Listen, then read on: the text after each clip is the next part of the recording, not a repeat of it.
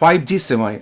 5G सेवाओं का प्रयोग करते हुए एप्लीकेशन तैयार करने के लिए इंजीनियरिंग संस्थानों में 100 प्रयोगशालाएं स्थापित की जाएंगी।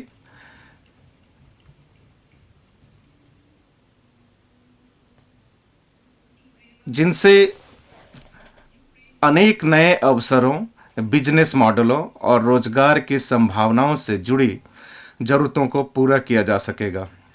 ये प्रयोगशालाएं अन्य बातों के साथ साथ स्मार्ट कक्षाओं, सूक्ष्म कृषि, इंटेलिजेंट परिवहन प्रणालियों और हेल्थ केयर एप्लीकेशनों को कवर करेगी। प्रयोगशाला में उत्पन्न हीरे एक प्रौद्योगिकी आधारित और नवीन सिद्धांत से प्रेरित एक उभरता क्षेत्र है जिसमें रोजगार की बहुत बड़ी संभावनाएं हैं। ये हीरे पर्यावरण हितैषी हैं, जिनमें वही प्रकाशीय और रासायनिक गुण होते हैं जो प्राकृतिक हीरों में होते हैं।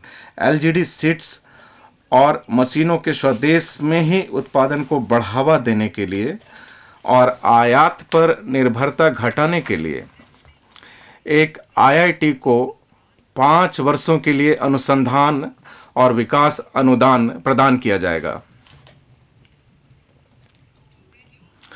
एलजीडी के उत्पादन की लागत को कम करने के लिए एलजीडी सीड्स पर सीमा शुल्क की दर की समीक्षा करने का प्रस्ताव भाषण के भाग ख में दर्शाया जाएगा। अब मैं प्राथमिकता 5 पर आती हूं। माननीय अध्यक्ष महोदय, हरित विकास। माननीय प्रधानमंत्री ने पर्यावरण के प्रति सजग जीवन शैली के आंदोलन को गति देने के लिए लाइफ अथवा पर्यावरण के लिए जीवन शैली की संकल्पना प्रस्तुत की है। भारत हरित उद्योग और आर्थिक परिवर्तन को लाने के लिए वर्ष 2070 तक पंचामृत तथा निवल शून्य कार्बन उत्सर्जन की ओर दृढ़ता से आगे बढ़ रहा है। यह बजट हरित विकास पर दिए गए हमारे विशेष ध्यान पर आधारित है।